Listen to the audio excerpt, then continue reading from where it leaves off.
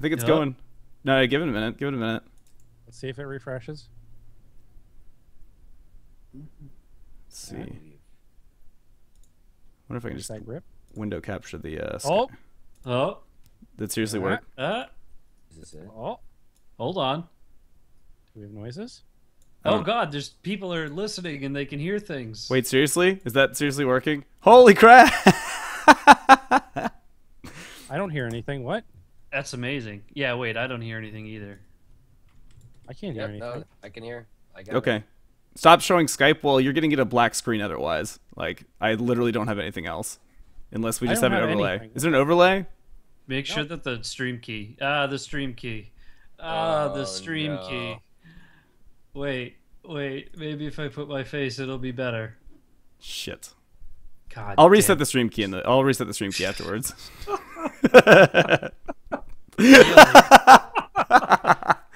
Oh God damn it! No, just reset it now. Fuck. Oh my God! It was only the stream. Oh, this is the worst. No, you have to reset it right now, or else people are going to. No. You can't get kicked off if I'm streaming. Hello and welcome to the worst U-Force LCS rundown. My name is Sad Motganorum. I lost an ARAM today for a game we should have won, and I had to spend all day on the road at work, and it's just been one of those days.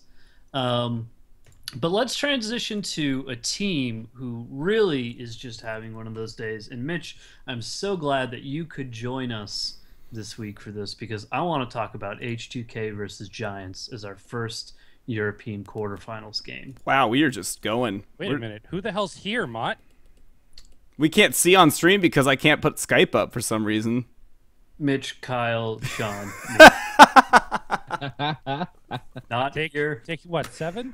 Not 7 guys? Not here. Dan, Tom. And Sean. You forget Sean. You always forget Sean. Every time. I said Sean. He said. Let's be realistic. He's very forgetful. Yeah.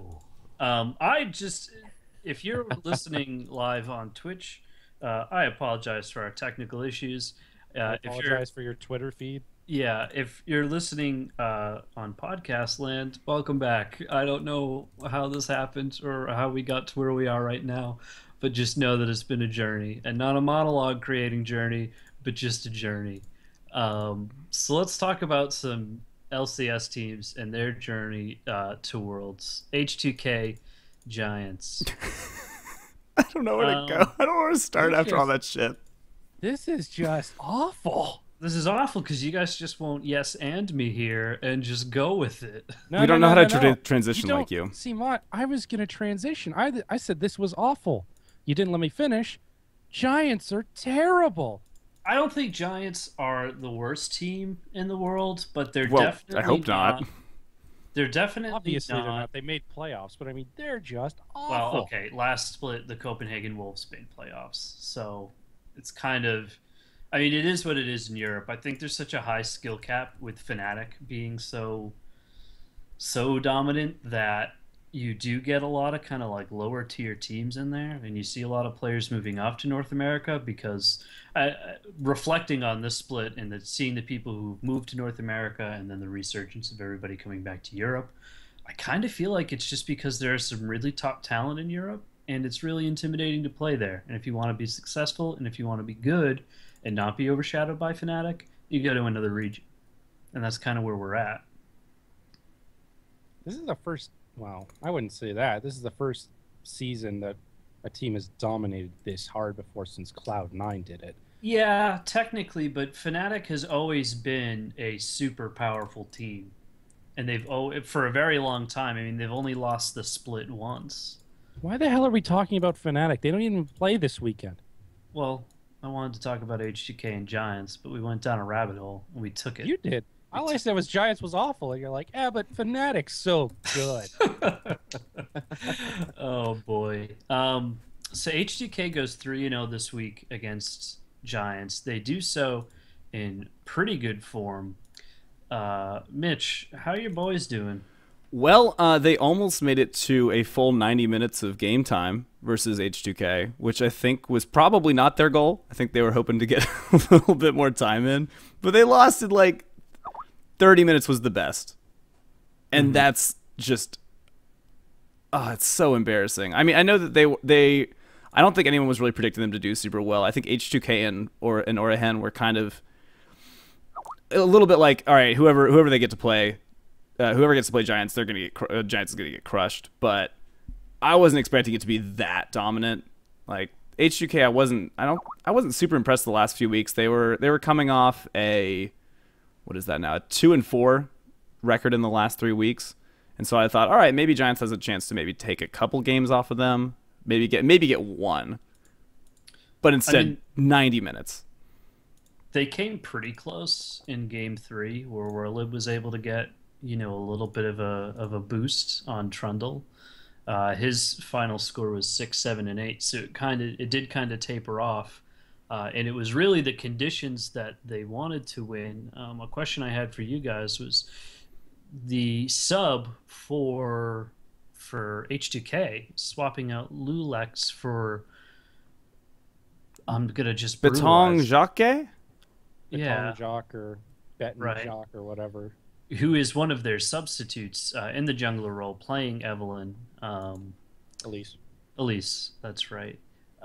Not doing super well, I think, overall, for probably one of the first times on a big LCS stage, especially to get dropped in right on the quarterfinals on a team you just got picked up on.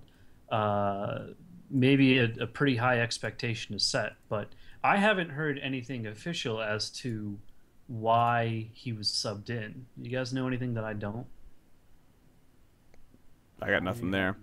Yeah, I haven't seen anything. Maybe getting a little bit of practice. Like that's probably the first time we've seen a, well, first of all, winning team do this. Obviously at MSI you saw Faker come in when they were down I think 2-1 to EDG and play the last 2 games. So I could have I can kind of see what they're doing. They're saying it's kind of like in traditional sports when you're up so much, you're like, well, we can just kind of get some practice for whoever.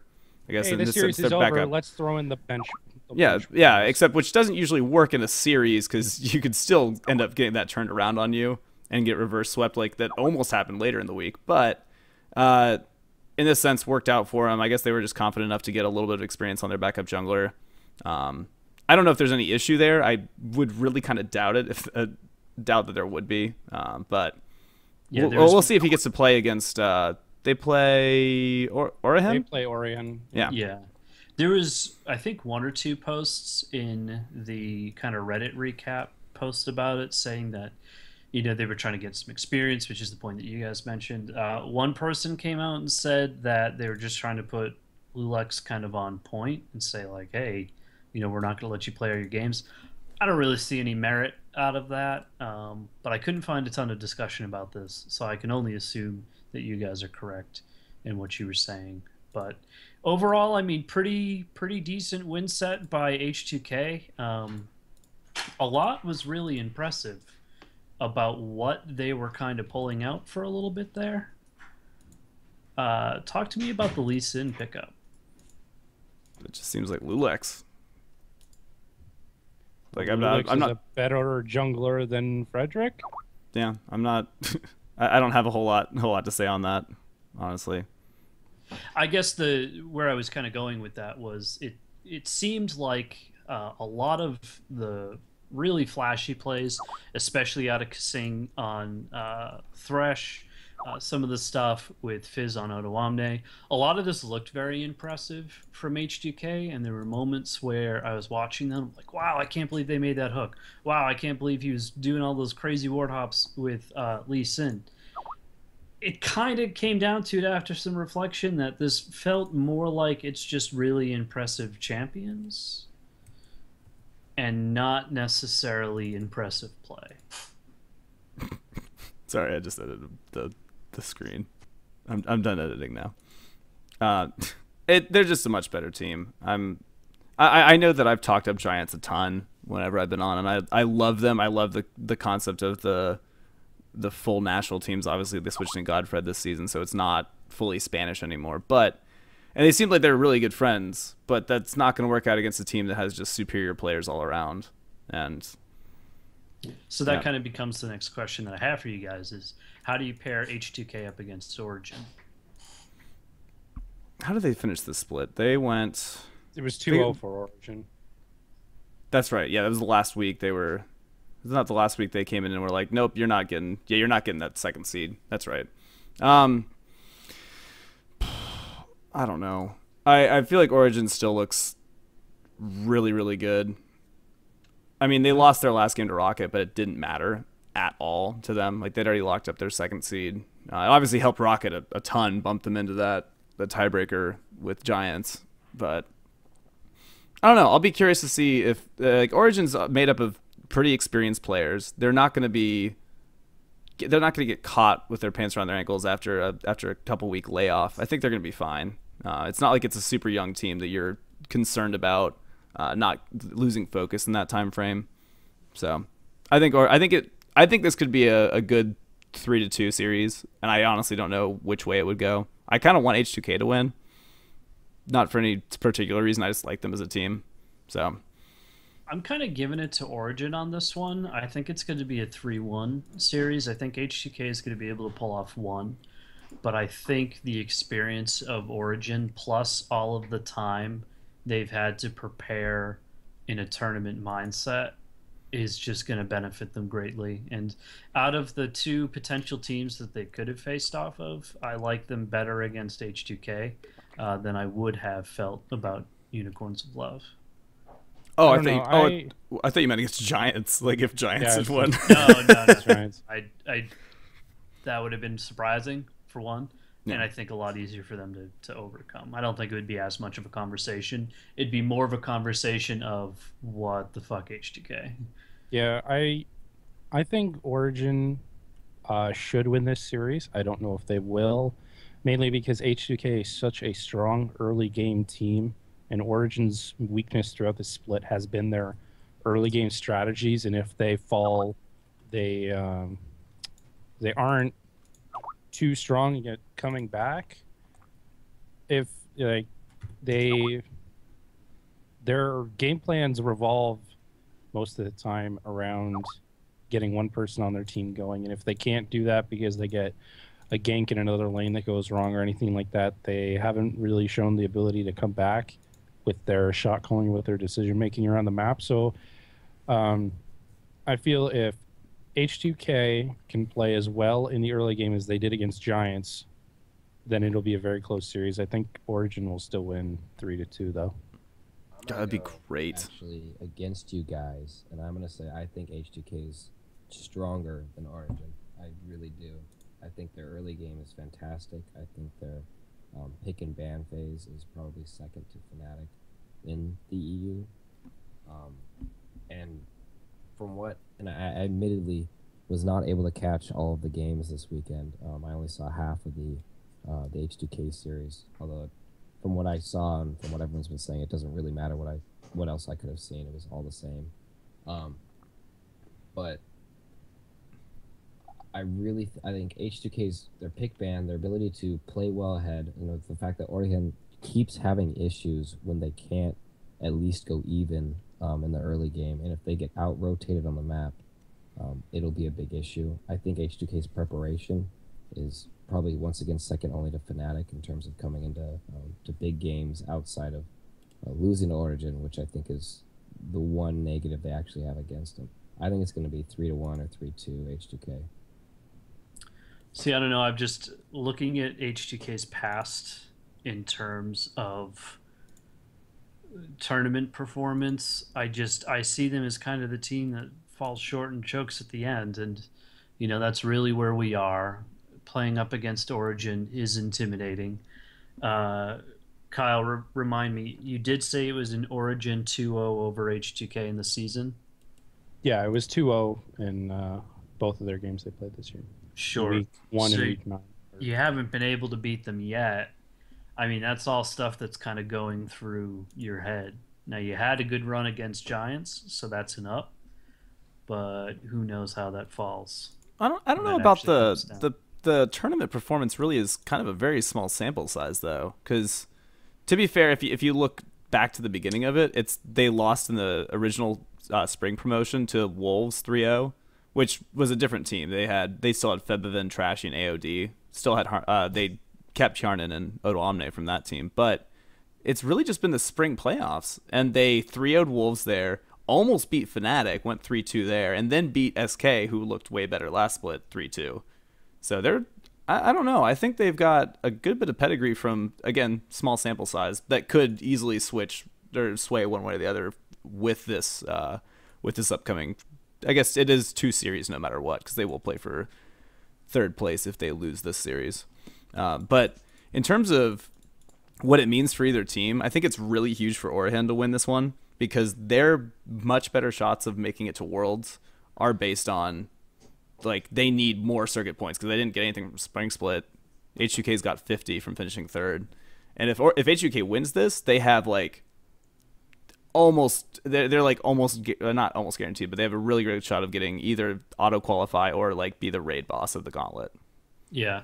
I want to hit up on circuit points after we talk about North America and after you give us a really quick other regional worlds update. But for now, let's bounce over to probably the most exciting quarterfinal matchup that we had all week. It better be Unicorns of Love versus Rockcat. And my heart goes out to Tom, because we have like a little internal chat thing that we do within the network, and so you can see everybody type in, and we have an LCS trash talk thread there. And I was watching him get so excited for Rockcat, and I really think there's a small part of him that believed, only to have those hopes dashed. Yeah, I was watching the series like kind of passively with my friend who's not as into the LCS as I am, and we get to game 4, and that just 60-minute game that goes back and forth and is absolutely insane happens. And I was about to leave to come back to my hometown, and I was like, nope, we're sticking around. Gotta watch game 5. Not going anywhere, because I have to watch that before I drive. I need to know what happens. It was a great series. For those of you who haven't seen it, it ended up being a 3-2 series in favor of Unicorns of Love, but it almost looked like a reverse all sweep, with UOL winning 2 games, followed by Rocket winning 2 games. The 4th game was just, oh my gosh, so unbelievable. And then game 5, Unicorns pulls it off after looking like they might have a repeat of game 4 for a little while, which was pretty much just Unicorns in the base, no turrets left, like almost taking down Rocket, and Rocket just fighting back every single time with like I'm going to guess a 3,000 AP victor, even though that's not possible, and way more than it actually was. Yeah, it was pretty ridiculous, but I feel so much. I mean, it's kind of, to me, it's a bit of a moot point, because they're going to be playing against Fnatic, and of course Fnatic. But I was very impressed with Unicorns of Love, and I'm sticking them to absolutely be the number 3 team no matter what, after all is said and done. To come back after some of the deficits, I mean, to create the deficits, you could argue, is problematic. But to come back from those deficits and actually pull out the long series win is something that you need to be able to do. You need to be able to do it on a world stage, and you certainly need to be able to do it in a competitive tournament stage. 3-0 wins aren't that impressive, because it usually says more about your opponent than it does about you. But a 5-2 win, much more impressive. 5-2? Sorry, 3-2. Just thinking 5s. 3-2. 5s are in the brain. But I mean, really just some good performances out of, most. I wasn't really all that impressed with Vardags across the entire series. Power of Evil obviously opened up game 1 with like a 10-1-6 victor. I still think he is as intimidating as his legend has kind of formed. PoE, as they call him now. I still like Power of Evil better, but Horo pretty solid, Visachachi pretty solid. Some mistakes here and there, which is natural, but I don't know. I really liked Horo this series. Okay, there were a few games where he fell a bit flat. Like game 3, 0-4-6, not the best. But I think was it game 5? Game 5, he comes in, and this is like, you have no momentum anymore. Unicorns looks like they are about to just get crushed. and he pulls out this ridiculous Nidalee that starts out 3-0-2, has a, I think, Runeglaive completed at like maybe 11 minutes, 10 minutes, and just rolls around the map, finishes up 6-1-7, made plays for every single lane, and I was just, oh my gosh, he played super, super well on at least game 5, and from the other games I watched, I liked his play a lot. I was really excited that they picked him up because this was his first series that he played with them, I believe. Yeah, this was his first games that he played with them. Yeah, I mean, that is the other thing we kind of have to keep in mind is that this is a post-Kickus Unicorns of Love, and I think in previous episodes we talked at length about kind of what our expectations were even going to be for UOL. He joined that big player dropping out. He joined 10 days ago now, and those games happened yesterday. Like they had Kickus, then they had Gilius for a week, and then they picked up Horo, who, I mean, to come into that kind of situation is pretty amazing. Horo, who I believe was on Meet Your Makers last split, obviously the ill-fated Millennium and then Meet Your Makers. He usually would be it seems like he's kind of like a death knell to teams, and seeing them just fall into relegation. But obviously, if you get picked up for the playoffs, you can't exactly get your team relegated that quickly. Yeah, I mean, I'm really liking Unicorns of Love. Obviously not against Fnatic, as we mentioned, but in that third or fourth place spot, really, really liking them for third place, kind of regardless of how it ends up. What, you mean for them to finish third? Correct. Yeah, and they have a bunch of... Oh, I'm not going to go in championship points. Never mind. Yeah, we'll talk about... Well, because that's going to be a huge contention for them, obviously. But let's see. Any final thoughts on this series before go watch it? You just have to watch it. And even if you go into Reddit and you go to the LOL Event VODs subreddit, great resource if you're a busy bee during the week and can't watch the games live. There's highlight reels there in YouTube format. You can go and watch. Typically, they tend to be about 4 to 5 minutes, depending on how exciting and how long the game was. But they kind of cover the big plays, at the very least, all the kills, and it catches you up pretty quickly. So if all you have is maybe a collection of, 15 minutes, 20 minutes, go and just kind of breeze through those because they're great material to watch. And it was a great series.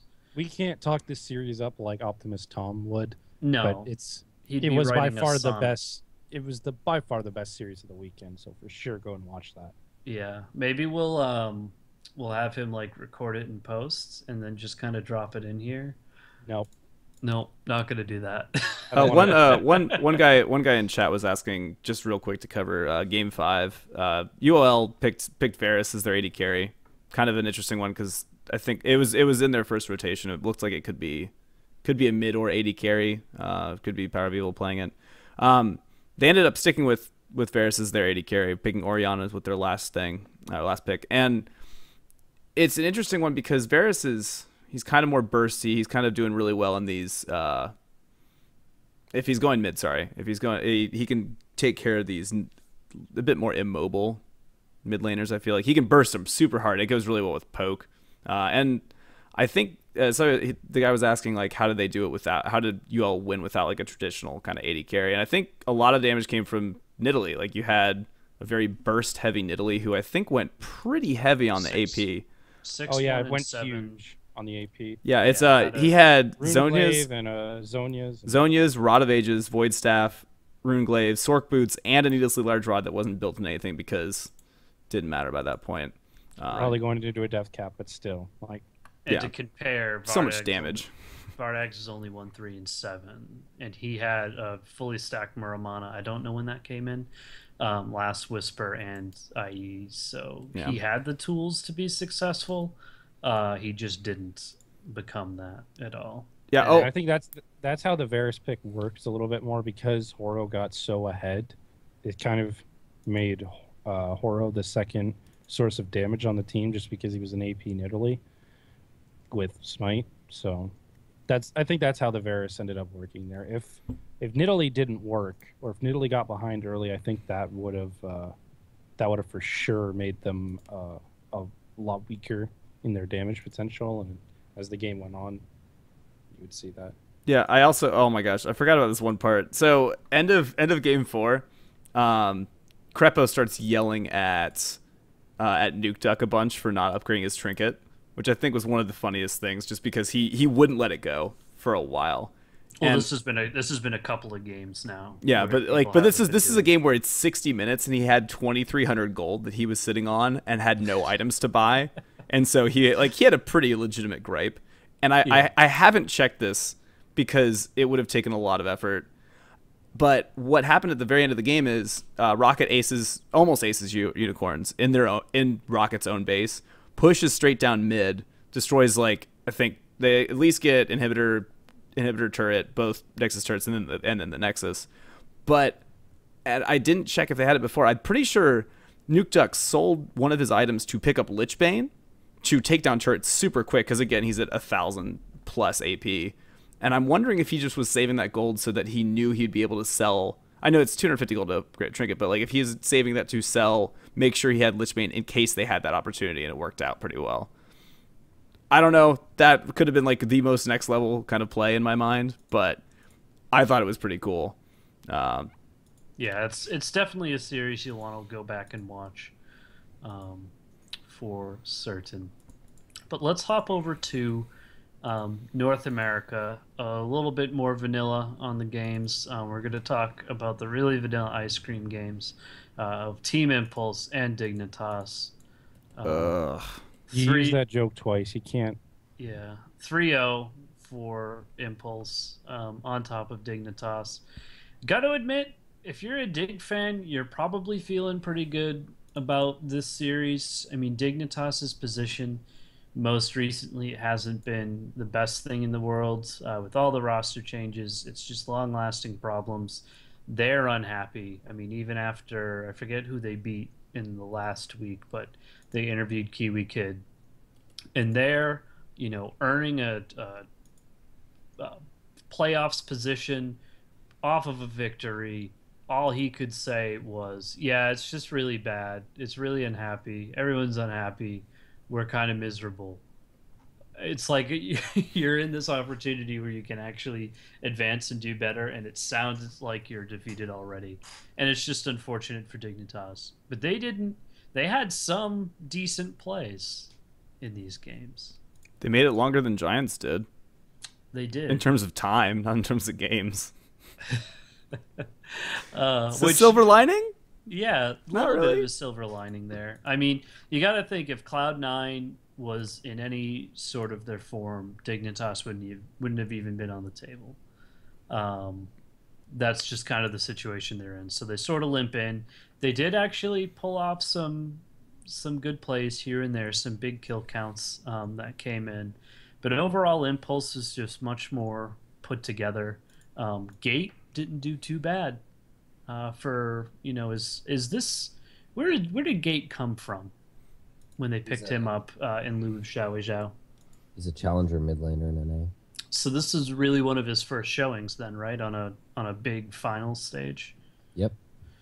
Yeah. Yeah, I think he joined a week before Zhao Zhao was suspended, and he was originally going to be a support. Like Adrian was leaving and was going to step down as support, and then, well, they lost Zhao Zhao, so they're like, well, crap, we're going to move Gate over to mid lane. Adrian comes back, and suddenly they kind of have a team again. He did play for Final Five and Vortex, which were Challenger Series teams that weren't able to make it into LCS, obviously. So he's got a little bit of like professional experience, but not in the sense that he's been playing on the big stage. Like, these are, again, really late to pull off your big games. He got a little bit of experience before Horo had to jump back in. But again, Horo played LCS before. Right. I mean, it can't be understated enough that the difference between Challenger to LCS and even LCS to playoffs, because it's a totally different mindset of how you go about the games. You're much more focused. There's a lot more pressure. You're playing one game after another, and it's incredibly, incredibly stressful. You don't get any time to breathe, and tilt is such a real thing. But not as bad for Impact. Pretty boring games. Is there anything notable you guys want to talk about out of this? Because I don't see a lot. The next week for them, which is going to be super hype. Oh yeah. Yeah. So CLG has a chance to blow their fans' expectations again. Just blow their fans. Just That blow sounds their great. fans Could've again. just Just ended it blow right them. there. Every single one of them will be blown. So I'm giving this to CLG. Hell yeah, you are. No, they're giving it to us. Bot Come on. wants to get blown. I mean, yeah. All right, this is I going to just- go way too I further than expected. think we've hit past the disappointment threshold at this point. Don't say that. Don't you fucking say that. I Because they can't did it a week later doesn't mean they can lose horribly. I can't see them doing that in all reality. We'll talk about their circuit points after this segment and after a brief word from our local Mitch sponsor.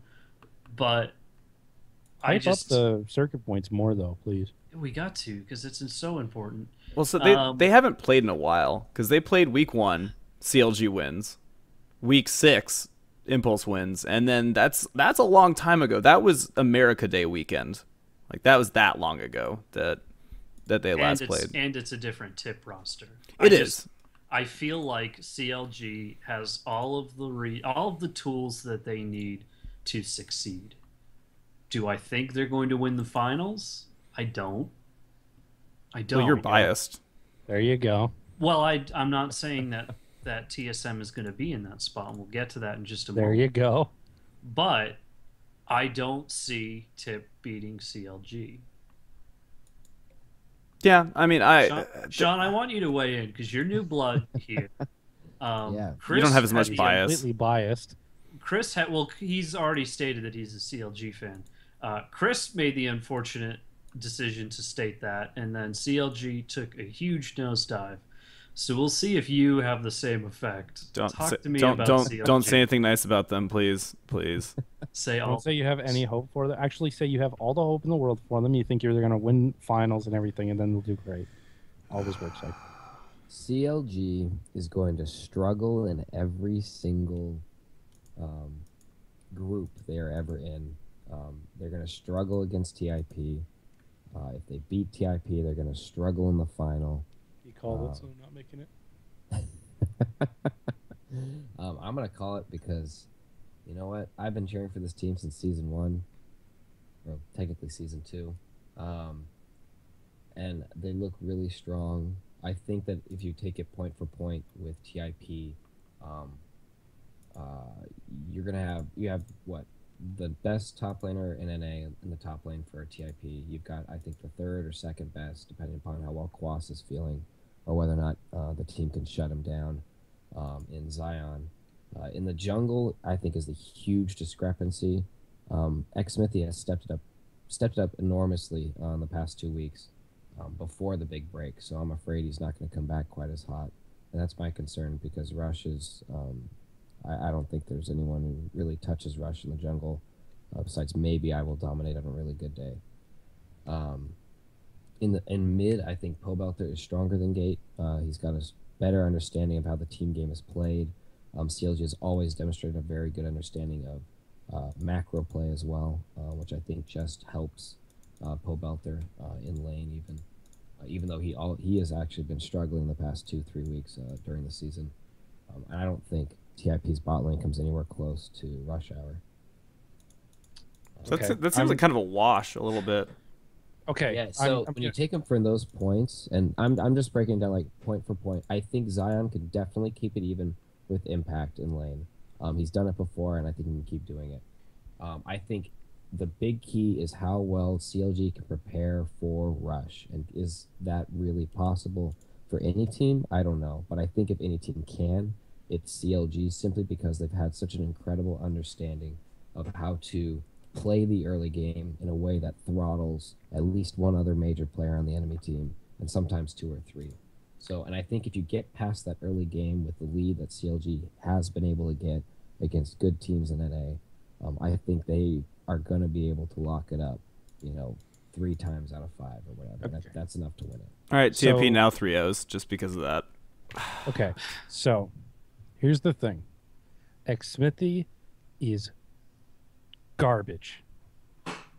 And the amount of resources that CLG will have to put into protecting Smithy from Rush is what's going to kill them. Because if Xmithie does not have Gragas, as we have seen throughout this entire split, he can't do anything. So I feel like even in the top lane you were right on, I think Impact's better than Zion, but Zion can hold with him. That's fine. The mid lane is the part that I wanted to focus on more than the jungle.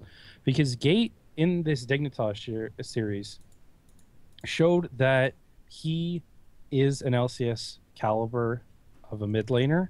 He played Azir, he played Lulu, and he played Azir again. I don't know how he got Azir so many times. That's besides the point. But Gate showed that he can play two different styles of champion and still do very well on them.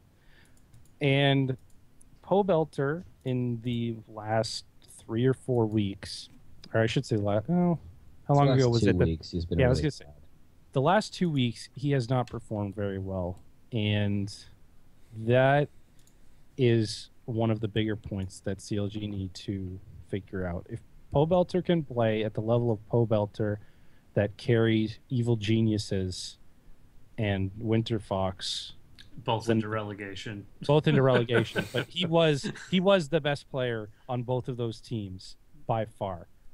I think we called him Throw Belter at the time.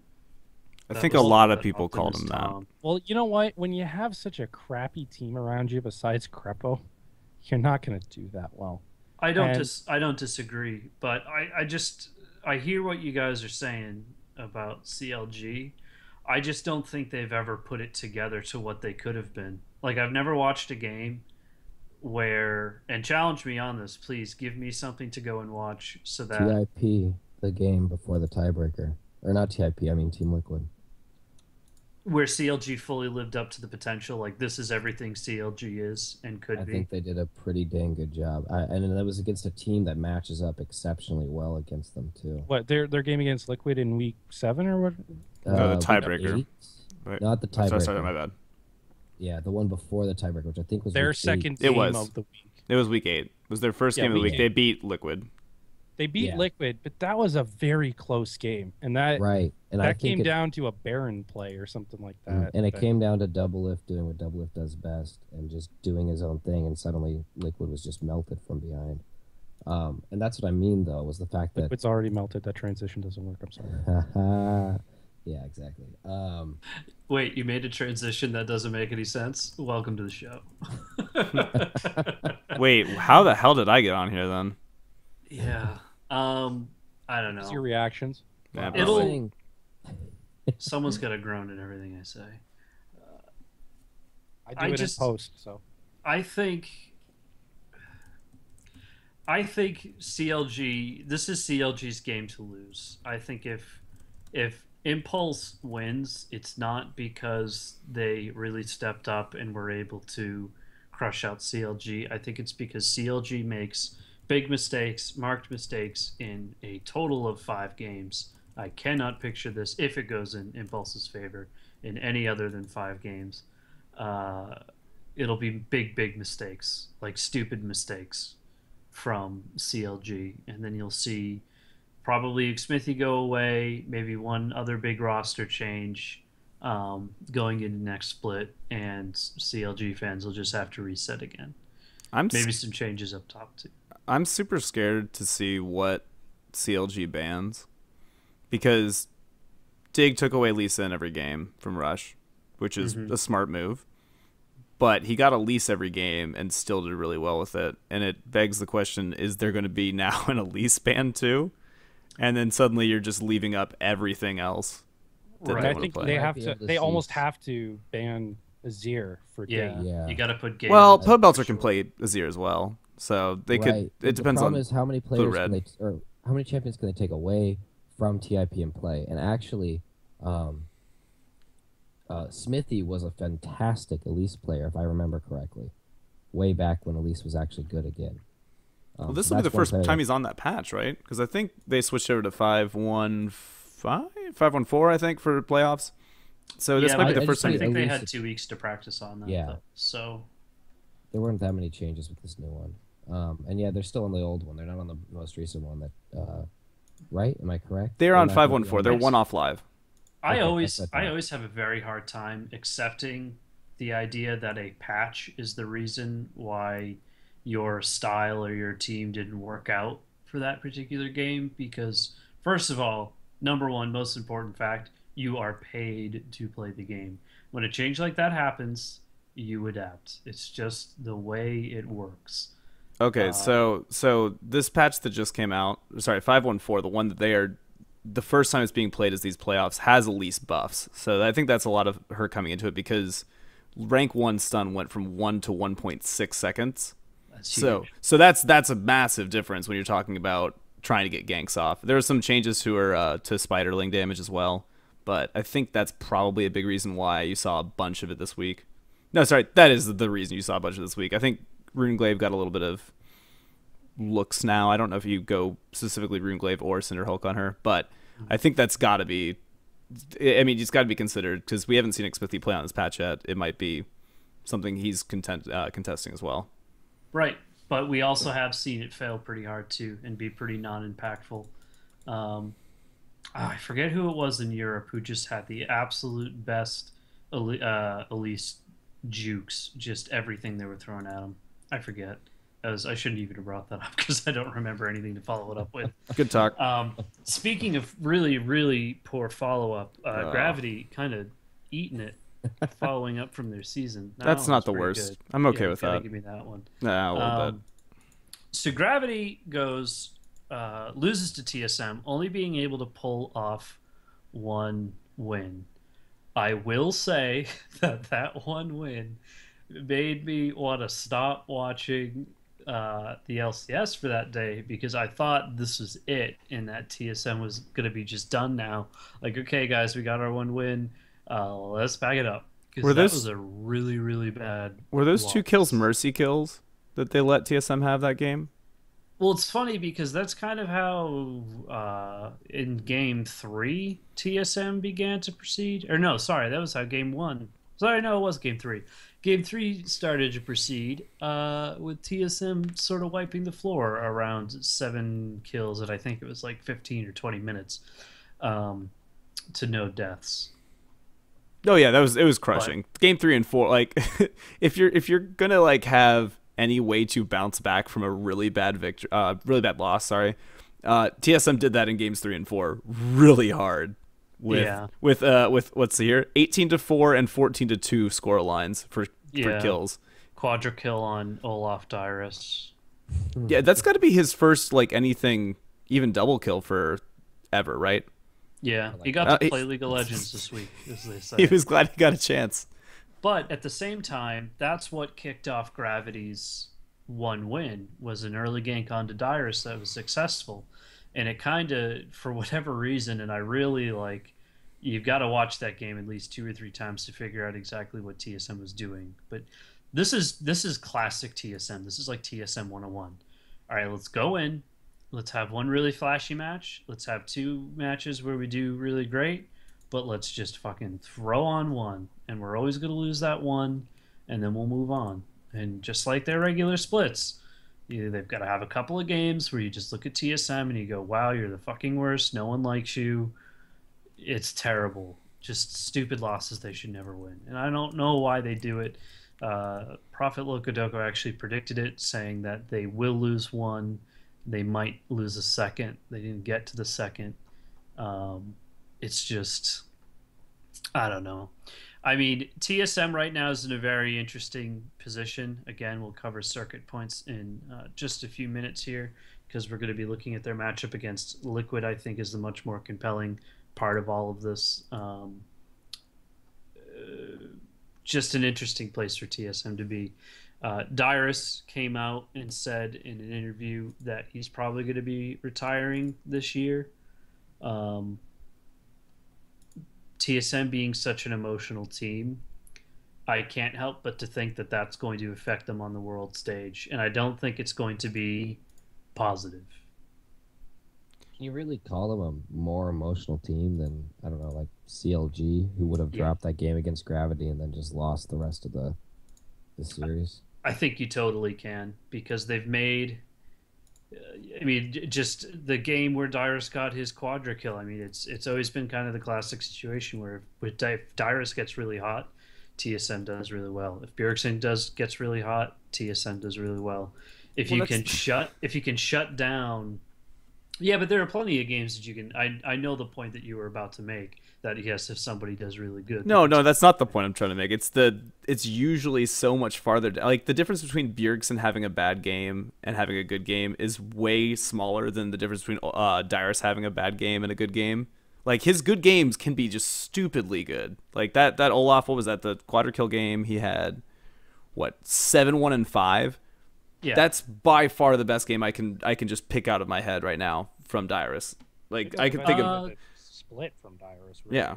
yeah, and this has been a bad split for him. But if you look back historically, I always loved Dyrus on Mundo because he would get to these points where he'd get like an assist or a kill, and that would just get him tanky enough to just live Mundo in the purest form, which is I'm Dyrus, I'm gonna go wherever I want to go. You're not going to be able to kill me, and there's going to be a major disruption in fights. And TSM can rally behind that. They can follow Dyrus in and be able to do whatever they want. That happened the same thing with Olaf in that fateful game 3, where the whole focus was on Dyrus. Let's kill Dyrus. Let's kill Dyrus. But ignore I don't know what his scoreline was at that point, but a 5-0 and 10 Wild Turtle on a hypercarry Jinx, or Bjergsen, who can, actually have a little bit of sustainability for once. It's just not a good look for anybody to focus that much on Dyrus in a team fight when he's already up and ahead. Yeah, I shouldn't say that's like it was a very good game. He also did very well game 4. Picked up Gnar and went 5-0 and 5. A little bit assisted in I think that there should be a few assists of those kills distributed to Gravity and their coaching staff for picking a straight AD comp, which was very simple for for Dyrus to itemize against, because he gets a random Zoman and a Thornmail and Black Cleaver, and you're not gonna kill him unless he stands still under turret, and probably would have had to go to base turret to do anything about that. I don't know. I don't like the Urgot Tristana. Just seems like you're not getting a lot of damage. They had Evelyn, who got Abyssal Scepter for I guess herself.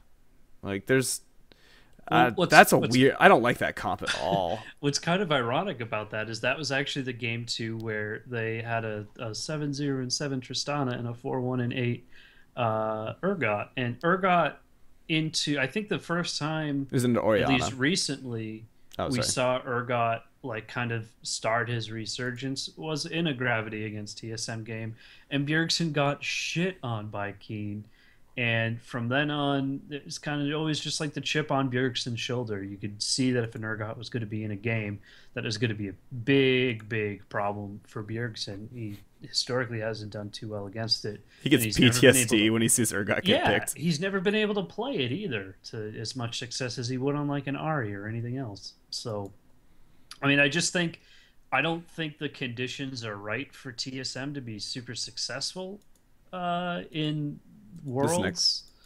In this next matchup, too, as we segue into Liquid, Mr. Kyle. Hello. Oh, God. Are you guys going to have there's got to be some sort of bet or something for you two this week. Here's the problem. I don't know if TSM is going to take it. That's the thing. What happened, Mott? What Mott? Happened to you, Mott? Well, Mott, do you wanna make something? Listen, if you want me to be the TSM whipping boy and just I don't know, do a little dance for you every time TSM wins, I can be that guy. But today I don't feel like it. I'm gonna be a little bit more practical. Was it all the false starts? Is that what happened? Actually, this is how I get them to win. Is I be kind of hypercritical, and then they bounce back, and then they win, and then I'm like, ha, I knew it the whole time.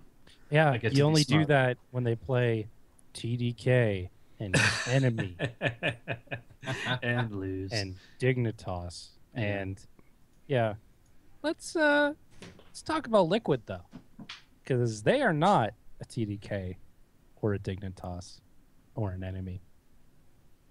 They are the best team in North America. Right? So, I don't think you have a chance here. I'd say that's a mic drop, but that was so It was a little drawn out. So you're saying that absolutely you can't talk about drawn out after last week. No chance. It was 2 weeks ago. Whatever. No chance that TSM beats Liquid at all. It was the last real show we did. I don't think so. Are you saying it's a 3-0? No, I think TSM win one game. So 3-1. Yeah, I think it's 3-1 Liquid. It's pretty cut dry. Mark it. All right, take me, and we'll discuss the matchup a little bit more because I want to get into the innards of why Liquid is working and why that's so advantageous for them right now. But take me one step further. Do you see Liquid not auto-qualifying, meaning they take first place in finals? No, they win. They win all the way. They win. So I wanna counter one of Anti-Mod's points real quick. I know I love shit talking TSM for beating only bad teams, and then of course they 2-0'd CLG the split. So rest in peace, my fandom. But last split was the same split where they 2-0'd CLG, beat all the bottom 3 teams 2-0, and then won playoffs. So I don't know. Maybe they're just they're rounding into form for this. Yeah, I don't really think it's going to be a lot closer. I think it's at least going to be a 3-2, and I don't actually know which team's going to win. I'm gonna give it to Liquid for a couple of reasons. For one, Mark they've that had in Skype, please. I just have to replay that 3 or 4 times. yeah. Liquid's had more time to prepare. Number one, TSM is a very emotional team, and I think out of all of the teams that can really stick it to them and can really keep pace with TSM and not go down emotionally, because that's how a lot of teams, I think Gravity had a huge tilting problem in this series. I don't think Liquid's the team to do it, and I think when it comes down to brass tacks, I do think this is going to go a full 5 games. I do think it's going to be 3-2 Liquid, and I think it's going to be some of the longest matches that we have seen. Interesting. Is it going to go long because it's throwing or because neither team can get an advantage? I think it's going to be close team fights. I think it's going to be very mechanically savvy team fights. I'm going to say you're going to have to really keep your eye on the Phoenix Bjergsen matchup, because I think a lot of the teams, even though TSM has been trying to pull away from the let's just make Bjergsen great strategy, and especially in this past series, brought in a lot more support champions like Lulu, the only one being Lulu actually. I still think, I guess you could argue Oriana as well. I'm correcting myself as I go. Please keep up. I still think that's where a lot of TSM's power is going to come in these games, and I think Liquid's going to be able to keep him down enough. I don't think Wild Turtle is going to step up enough. And I think if they can focus down Dyrus, I mean, there's just too many things that Liquid will do better with than TSM will, and I think TSM's too easy to attack right now. Right now, maybe it's just because I don't know Liquid as well as a team, because they still kind of have that curse taste in my mouth. I don't really know how to attack Liquid and beat them. I mean, Quas, super solid. That's got to be an intimidating thing for Dyrus. He does respect him as one of the best, if not the best, compared to, I think, Zion. He doesn't really give much to Rush, as I can recall. But definitely a tough matchup there. Santorin in the jungle has never been a jungler who has worried about the other jungler. He has been a strictly for the team kind of guy, whether that's making sure Bjergsen stays safe, totally ignoring the bottom lane, or totally ignoring top lane. I feel like that's he's been better. I know he has, but that's just to keep the memes up. Yeah, I don't know. Piglet's a pretty interesting player at this point. I don't think he's unlocked his full potential yet, at least to what we remember him as. But I do think, obviously, by their current position, Piglet and Xpecial are working much better together. Piglet and the entire team are working much better together. They've gotten over those problems. And I think that's a huge problem for everybody else in North America because that means they only go up from here. So it's big. I mean, it's tougher. It's easier to justify to me the Liquid win than it is the TSM win.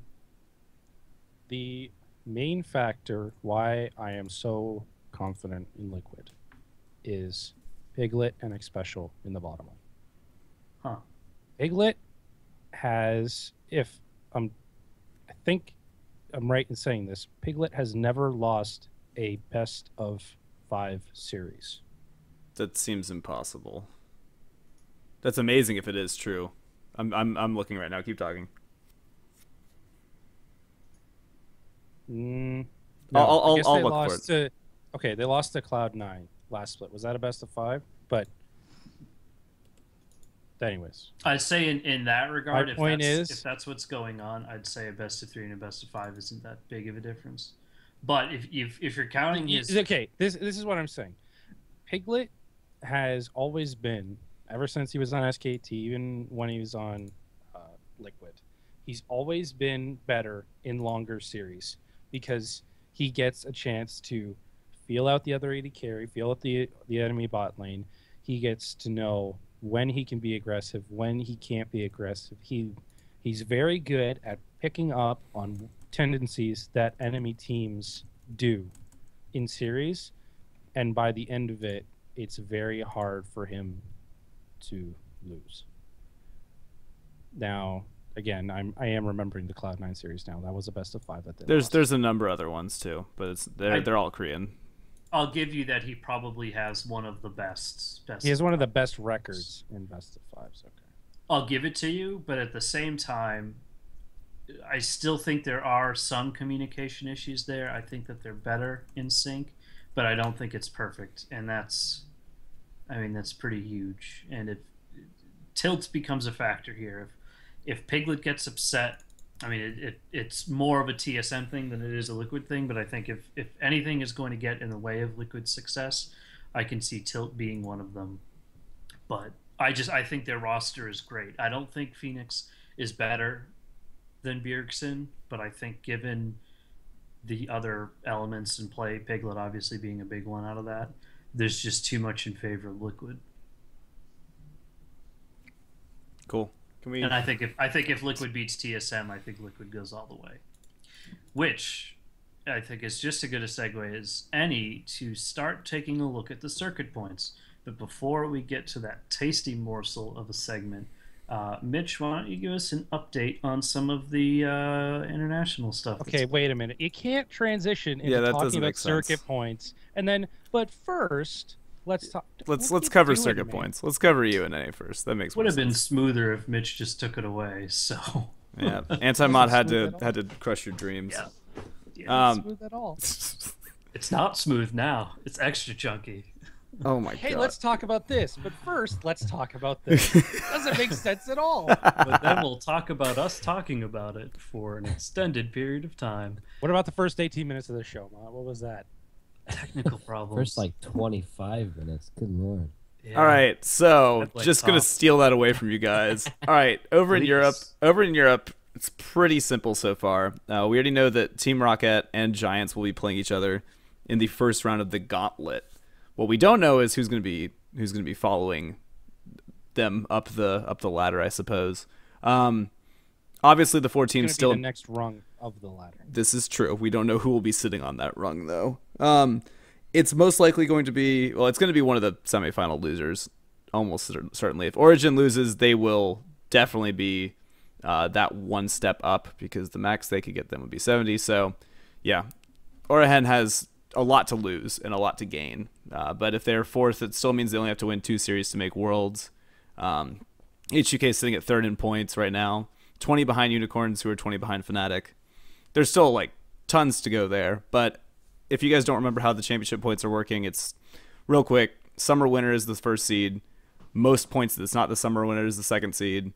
And then Gauntlet, 3rd, 4th, 5th, 6th. Over in NA, it's actually still pretty simple. CLG needs to win this series really badly, because if they do, it means that they jump to at least third in circuit points. Right now they're sitting at fifth, ahead of Gravity, but behind Cloud9, who, despite not making playoffs, get to keep their second place finish in terms of circuit points because they finished seventh and not eighth.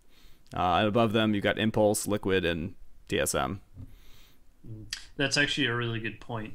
For those of you who are keeping score at home, SK Gambit and Copenhagen Wolves, who did come out of this most recent split, or the one just passed with circuit points. I think, do any of them get to keep their circuit points? I know Copenhagen Wolves and they Gambit did not. definitely don't, but SK did not the either. 30, 10, and 10, those are all gone.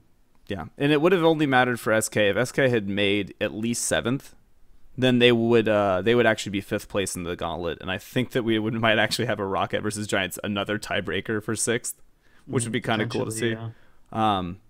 But instead, it's way more simple. We don't get more games, even though last week of regular season gave us enough tiebreakers for a whole split, I guess, essentially. Here's a question: does CLG have any chance to qualify? They don't have any chance to qualify for Worlds through points, correct? Worlds being either you win the summer split or you have the most points at the end for those first two spots. Okay, they could obviously win. Yeah, they can win playoffs and immediately qualify. Right. If they get second, so the highest amount they can get otherwise, they can get up to 100. And then quickly doing some math. Let's say, all right, the way that they could possibly finish second is if TSM beats Liquid, and then Impulse.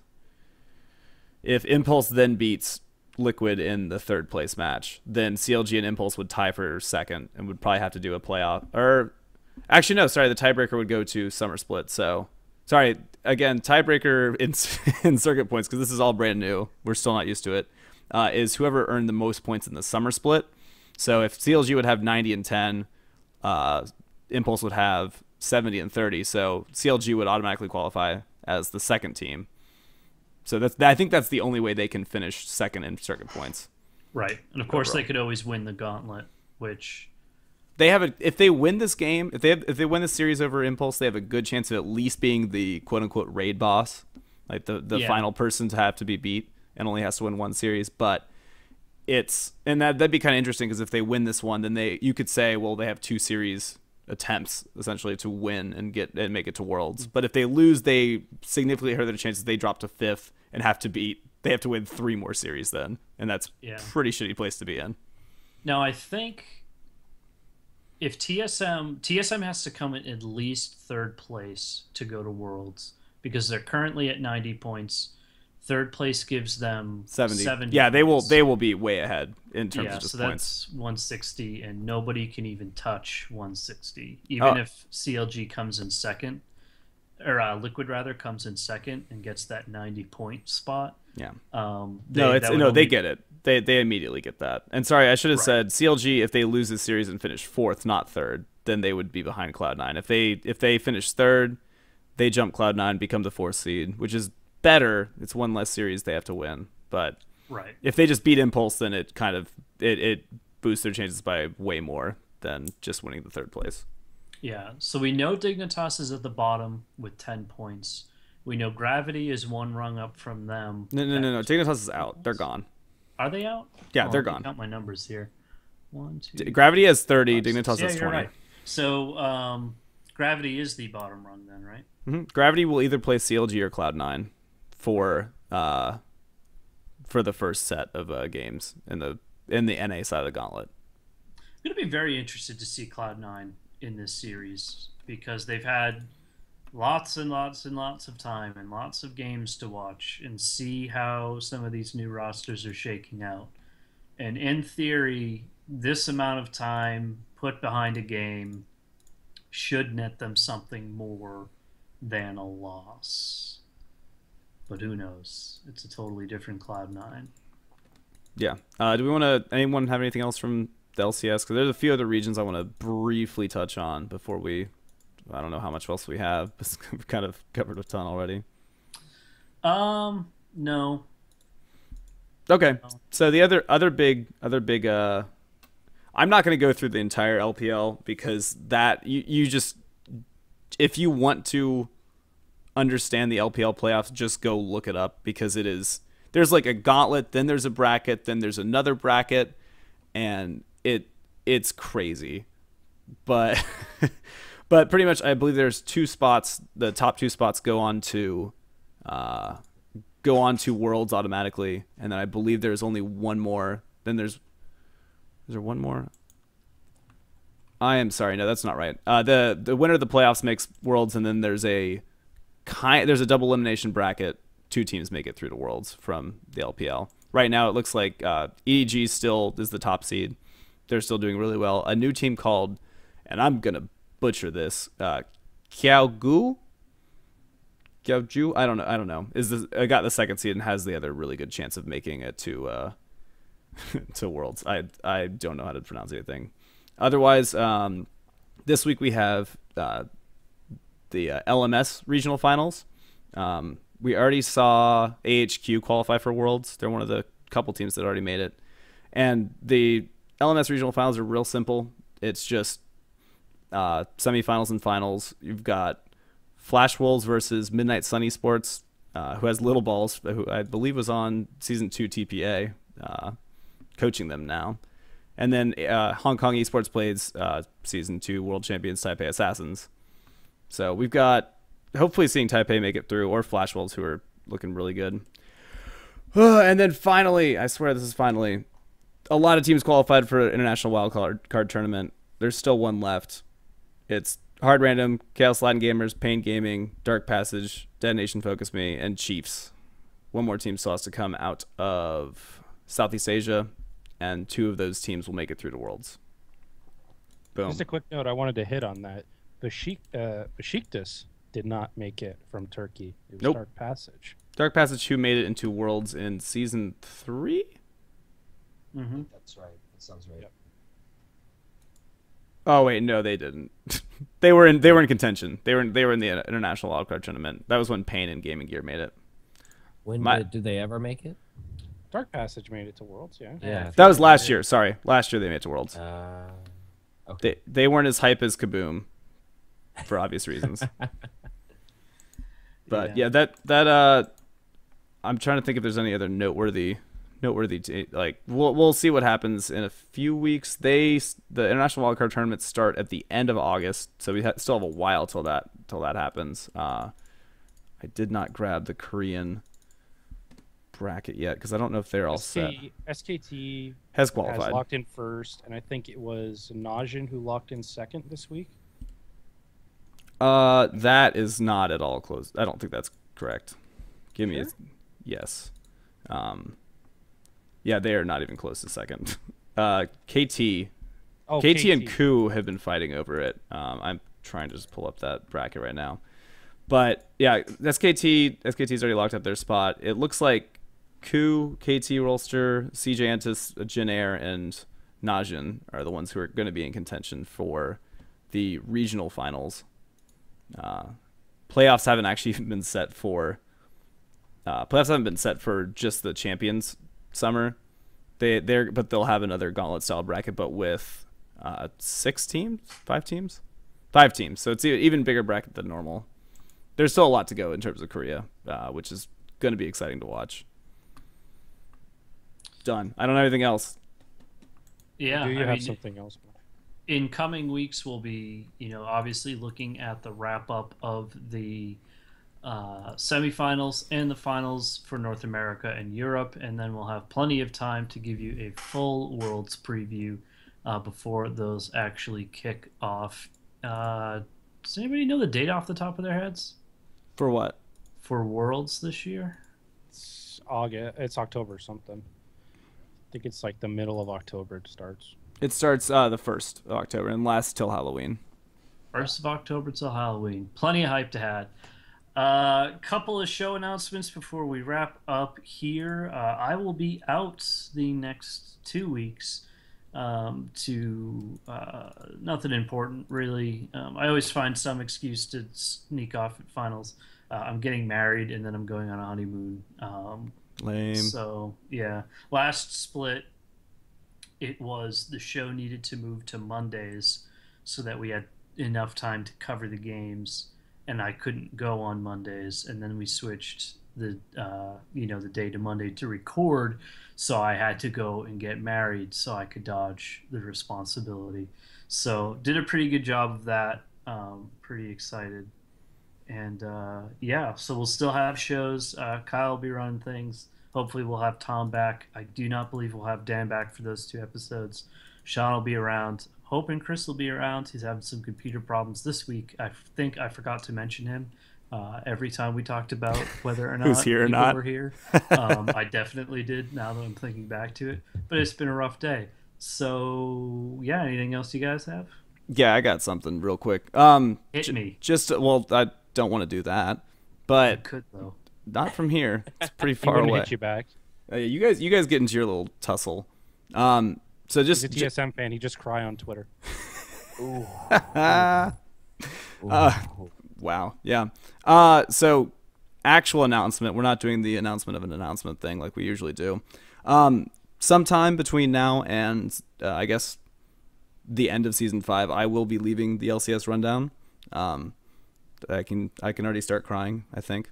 But it is for a good reason. I am trying to focus more on the Champ Select podcast, on doing replay reviews and doing more stuff for the network. So I'm not leaving for good, but I think I will be taking my leave from the LCS side of things. It looks like we've already got capable hands coming in to replace me. I think we're gonna have like I don't know how many people we have now that are hosts. I feel like it's like 7 or 8 now, but I think we'll survive. I think we're in a much more stable place than when I joined, so I'm very happy. I'm very happy that is the case. Stable isn't the word that I would use, but Considering the first 25 minutes of this show. Yeah, but in terms you're- of attendance, and actually, well, no. yeah, well, whatever. Either way, regardless, your dedication to the show has been much appreciated. We're very sad to see you go. But then again, you're not leaving the network, so you'll still be around. If you have not checked out the Champ Select podcast, if you haven't heard of the Champ Select podcast, there's a pretty good reason for that. It's because it's exclusive to Patreon donors. There is a free episode though. Mitch, tell us a little bit about that, because I'm going to give you the chance to fully like plug this. Just real quick on that. The free episode is Aurelia, which we had Pone on for, but after that we've done 4 more episodes. We have done in order Morgana, Nunu, Corky, and Nami. And what Pone did for you guys is he also released a kind of compilation episode of the last, I think the 3 middle ones. So Morgana, Nunu, Corky, as another free episode. So another little teaser if you guys want to take a listen. It is actually released as a proper episode. So if you want to take a look, it's a lot of fun. Me and Days Untold from the proper are doing it, bringing on Challenger players, Masters players. We got LCS subs. So we're getting a lot of interesting people to talk super in depth on champions. Also in the Patreon thing is that, like I said, the replay reviews, which I've been loving doing, where we will look at your games, talk over them, give you advice. I love getting feedback back, hearing what people learned about and tried to implement. So that's one of the reasons I'm going, is so I can focus on that, because we have a lot of people who now need to get replays, because a lot of people have been loving the Patreon so far. So if you haven't checked it out, patreon.com/TForce Network. Please, if you like supporting the network, we're gonna help you back. Yeah, and any donation, helps us. You don't have to go on there and drop like the big $100 tiers or the $50 tiers. We know that a lot of you guys are, still in school and maybe only have a side job, even if it's $1 a month, even if it's just a shout out, a one-time donation. We love it all. It all helps us. It keeps us motivated. There's lots of new content that we're putting out all the time. The Champ Select podcast is just one of those. We, of course, have the T-Force RPG, which is about to kick off as a huge, huge thing. A couple big announcements coming up for that in the next couple of weeks. So look forward to that. So, Mitch, I'm going to put you on the spot here. Uh-oh. Give it, what's the next champion? Give us a preview. What can people expect? I think we're doing. This is an LCS rundown exclusive. Yeah, you won't hear this anywhere else. Definitely not on Don't pay Twitter or attention to the other anything. places. You shouldn't pay I'm attention. pretty to sure we're doing Twisted Fate. just listed. Oh, that's We're pretty good. doing mid lane, and it's either Twisted Fate or I forget because I wanted to do Twisted Fate, so I kind of focused on that. Well, there you go. So this has been episode 75 of the LCS Rundown. I will see you guys in a couple of weeks. The rest of the crew will see you much sooner. Apologies, by the way, for those of you listening on Twitch, and to Kyle, especially, who's going to have to edit all of this mess.